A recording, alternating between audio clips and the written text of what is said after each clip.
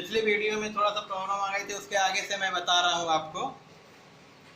तो हम लोग यहाँ पे आते हैं कि cout double quotation mark /n है, ध्यान रखिएगा /n, और ये कोडिंग होती है, ठीक है, नेक्स्ट लाइन के लिए। यानी जब आउटपुट आता है तो हमारा जो स्क्रीन पे ये चीज़ प्रिंट होगी वो नेक्स्ट लाइन में होगी, यानी एक ही लाइन में नहीं होगी।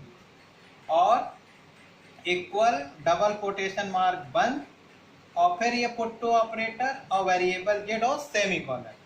गेट सी एच फंक्शन होता है और ये सेमी कॉलन। पहला प्रोग्राम है जिसमें आपको कोडिंग ऐसे लिखनी है, और कोडिंग मैं कई बार आपको फर्स्ट ईयर में लिखवा भी चुका हूँ। तो अब देखेंगे, थोड़ा समझेंगे। पहले आप बोर्ड पे देख लीजिए, फिर कंप्यूटर पे भी हम बताएंगे नेक्स्ट डे। अब ये प्रोग्राम की कोडिंग होगी, यानी आपको फिर से मैं बता दूं, हेडर फाइल आपको सभी प्रोग्राम में लिखना है, वाइड में लिखना है, कर्ली ब्रैकेट ओपन और कर्ली ब्रैकेट लास्ट में क्लोज होगा, ठीक है। फिर जैसा प्रोग्राम होगा वैसे वेरिएबल होंगे और ये बंद हो जाएगा।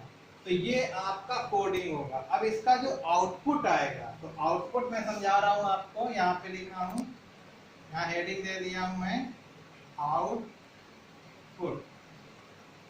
आउटपुट हेडिंग में जब आप प्रोग्राम में देखेंगे, तो जब ये प्रोग्राम हम चलाएंगे तो इसका आउटपुट आएगा। जब भी स्क्रीन पे कोई आउटपुट आएगा, ध्यान रखिए कि जो कोडिंग सी आउट में लिखी हुई है, जो कोडिंग सी आउट में, अगर प्रोग्राम में कई जगह सी आउट है तो वही स्क्रीन पे जाती है, ध्यान रखिएगा। तो सी आउट में जो डबल कोट के अंदर है वो तो ज्यों का त्यों आता है, जैसे /n, ये तो कोडिंग है, ये प्रिंट नहीं होता है। और डबल कोट के अंदर क्या है, सम बराबर, तो ये स्क्रीन पे ऐसे ही आ जाएगा। सम SUM, सम मतलब होता है योग, सम इक्वल, ध्यान रखें। और ये यहाँ बंद हो गया, तो ये तो ज्यों का त्यों आ जाता है। और इसके बाद पुट टू ऑपरेटर फिर आया है और ये जेड आया है। तो यहाँ पे वेरिएबल का मान प्रिंट होगा, ध्यान रखिए, वेरिएबल का मान प्रिंट होगा। अगर आप प्रोग्राम में देखिए तो x बराबर 50 है, y बराबर 30 है, तो z जुड़ के कितना हो जाएगा, x 50 और y 30, 80 हो गया। तो z का मान यहाँ क्या प्रिंट हो जाएगा, 80 ऐसे प्रिंट हो जाएगा। तो जब हम कंप्यूटर पे ये प्रोग्राम चलाएंगे तो सिंपली हमको 80 मिल जाएगा। अब इस प्रोग्राम में कमी क्या है, या कमी क्या कह सकते हैं कि ये स्टैंडर्ड प्रोग्राम नहीं कह सकते, क्योंकि इस प्रोग्राम को जितनी बार हम रन कराएंगे हमेशा हमारा 80 ही आएगा। और यदि हम योग चेंज करना चाहेंगे तो ये तभी चेंज होगा जब हम प्रोग्राम में जाएं, यहाँ वैल्यू बदले तब आए। पर ये समझाया मैंने, क्योंकि क्वेश्चन में देखिए लिखा है कि दो वेरिएबल के मान लिए जाए, तो हमने x और y दो वेरिएबल लिया और इनके मान ले लिए और ये योग आ गया। प्रैक्टिकल के कंप्यूटर में भी मैं दिखाऊंगा कि जितनी बार आप चलाओगे तो ये 80 आएगा।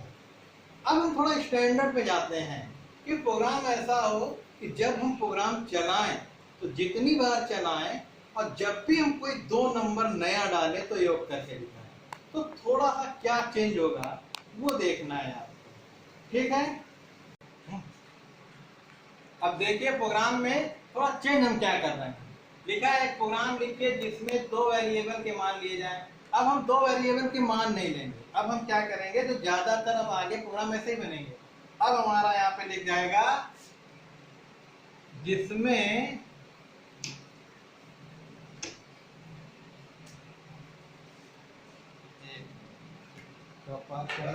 क्वेश्चन हमारा क्या होगा कि एक प्रोग्राम लिखिए जिसमें कोई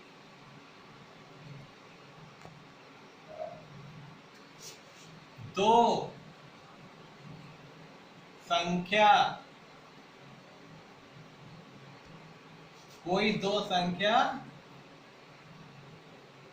इनपुट की जाए और उनका योगफल आउटपुट। देखिए अब चेंज हो गया, लेकिन इतना चेंज होने से प्रोग्राम हमारा स्टैंडर्ड हो गया। फिर तो देखिए अब क्या है, क्वेश्चन मैंने कहा बहुत ध्यान से समझना है, नहीं आप कुछ भी कोडिंग कर दोगे तो गलत माना जाएगा। लिखा है एक प्रोग्राम लिखिए जिसमें कोई दो संख्या इनपुट की जाए। देखिए हमने यहाँ पे जो प्रोग्राम बनाया था इसमें संख्या इनपुट नहीं की थी, हमने वेरिएबल के मान खुद दिए थे और आउटपुट में सीधा वो योग आ जा रहा था। अब जब प्रोग्राम बनेगा तो हमसे दो नंबर मांगेगा कंप्यूटर, यानी प्रोग्राम द्वारा कंप्यूटर कहेगा कोई दो नंबर डालिए, और जो दो नंबर हम डालेंगे उसका योग प्रिंट होगा। तो थोड़ा कहाँ चेंज होगा, हेडर फाइल आपको ऐसे ही लिखनी है, ठीक है। ये वेरिएबल यहां तक तो मामला सेम रहेगा, ध्यान दें, ज्यादातर सेम रहेगा, ज्यादातर चीजें तो सेम रहेंगी, लेकिन मामला क्या है कि कोई दो संख्या इनपुट की जाए। हेडर फाइल आपको वैसे ही लिखना है, वाइड में ऐसे ही लिखना है। ये कोडिंग की प्रैक्टिस करिए बराबर, बिना देखे प्रोग्राम बनाने की। अब एक्स वाई जेड लेना है, क्योंकि दो संख्या इनपुट करनी है, तो पहला एक्स में जाएगा, दूसरा वाई में जाएगा, जेड में होगा। अब एक नया कोड हम डालेंगे, फिर सी आउट डालेंगे। क्या लिखेंगे, ध्यान दें, अब हम यूजर से मांगेंगे सी आउट, ठीक है, put to operator double quote slash n. अब हम लिखेंगे enter the two number, enter the two number, यानी ये स्क्रीन पे आएगा। मैंने कहा था ना कि सी आउट पे जो लिखोगे वो स्क्रीन पे आएगा। अब ये आपसे दो नंबर मांग रहा, अब एक कोड नया आएगा सीन का। सी आउट मतलब स्क्रीन पे जाना, और सीन का मतलब कि जो यूजर डालेगा वो वेरिएबल में जाएगा। तो कैसे जाएगा, सीन, और इसको बोलते हैं गेट फ्रॉम ऑपरेटर। और पहला नंबर एक्स में जाएगा जो यूजर डालेगा, और दूसरा नंबर वाई में जाएगा। यानी सीन एक ऑपरेटर कह सकते हैं, सी आउट और सीन। सी आउट से कोई चीज स्क्रीन पे जाती है, और सीन से स्क्रीन पे लिखी हुई चीज वेरिएबल में जाती है। तो जब पहला नंबर यूजर डालेगा तो वो एक्स में चला जाएगा, और दूसरा डालेगा तो वाई में चला जाएगा। अब ये प्रोग्राम जितनी बार चलेगा आप कोई भी नया नंबर डाल के ऐड कर सकते हैं। और यहाँ पे जब हमें एक्स और वाई के मान आ जाएंगे तो बाकी प्रोसेसिंग वैसे ही है। जब हमारे पास दो नंबर आ जाएंगे तो हम फार्मूला लगा देंगे, जेड बराबर एक्स प्लस वाई, सेमीकोलन, और इसका हमको आउटपुट लेना है, तो ऐसा ही double quote slash N sum बराबर get semicolon get C H close. तो यहाँ पे अब हम देख रहे हैं प्रोग्राम थोड़ा स्टैंडर्ड हो गया। अब हमारा प्रोग्राम आउटपुट जो होगा थोड़ा चेंज होगा। पहला सी आउट क्या हमने कहा, आउटपुट में अब देखिए क्या होगा, इसका प्रोग्राम का आउटपुट क्या होगा, पहला ये आएगा सी आउट में जो डबल कोट के अंदर लिखा वो जो करते हो आ जाएगा इंटर द टू नंबर। तो ऐसे स्क्रीन पे आ जाएगा enter the two number. C out का कोड यही है। अब इस कोड का इतना ही काम है, लेकिन कर्सर यहाँ पे आएगा जब आप आउटपुट देखोगे। तो मान लीजिए आप कोई भी अब नंबर डाले, आपने मान लीजिए पहला नंबर 100 डाला, जैसे ही 100 डाल के इंटर करोगे ना तो ये 100 चला जाएगा सीन कोड से एक्स में, ठीक है। और इंटर करोगे, जैसे दूसरा आपने डाला 50, और ये आपका चला जाएगा सीन कोड से वाई में, क्योंकि सी आउट के बाद अगला कोड क्या है सी। और जब एक्स का मान 100 और वाई का मान 50 मिल जाएगा तो यहाँ फार्मूला आगे लिखा हुआ है, ये दोनों जोड़ के कितने हो जाएंगे, 150 हो जाएंगे, यानी जेड का मान 150 हो जाएगा। और इस कोडिंग द्वारा फिर हम आएंगे तो स्क्रीन पे इस कोडिंग द्वारा क्या आ जाएगा, सम बराबर, और इस जेड का मान कितना आ जाएगा 150। तो अंतर क्या हुआ इस प्रोग्राम में, मान लीजिए दोबारा हमने फिर प्रोग्राम चलाया, तो दोबारा हमारे पास बार बार यानी जितनी बार हम प्रोग्राम चलाएंगे तो यहाँ पे एक कर्सर आ जाएगा और हम अपना अलग अलग नंबर, अब मान लीजिए हमने नंबर डाला 200 तो वो एक्स में चला जाएगा। फिर जो भी आपकी इच्छा हो, आपने डाला यहाँ पे 100, ये वाई में चला जाएगा।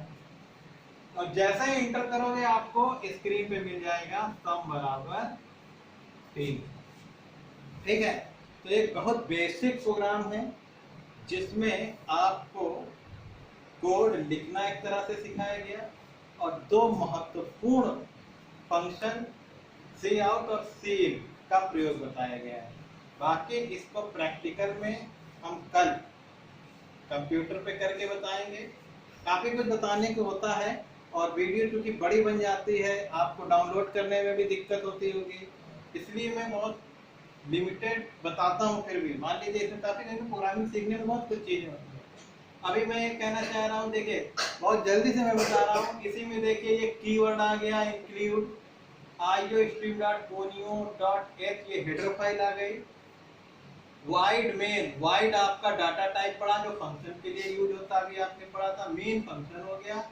इंट डाटा टाइप है, जैसे इंट कैर फ्लोट होता है। एक्स वाई जेड आइडेंटिफायर है, वेरिएबल आइडेंटिफायर है। सी आउट सिन, दो कोड मैंने बताया किस लिए यूज होता है।